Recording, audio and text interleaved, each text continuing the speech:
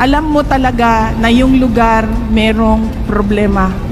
One time, dumaan kami sa area galing Leyte, galing Liloan, Leyte, paakyat ng Calbayog City. Yung tinanong ko yung kasama ko, sabi ko, wala na ba silang ibang daan dito? Ito talaga ang dinadaanan ng lahat.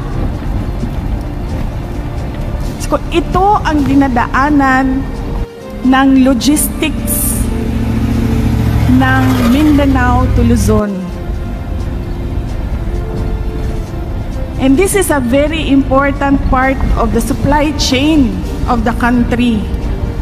And then yan ako, taon-taon mo break ta, taon-taon mo, di ka gun makatulog. Layo na siya, di ba? From San Juanico Bridge to Calbayog City. So pwede ka matulog. Hindi ka makatulog.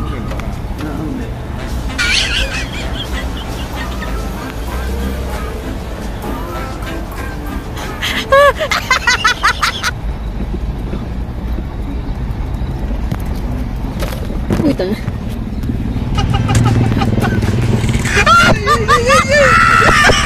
Yeah, Ed!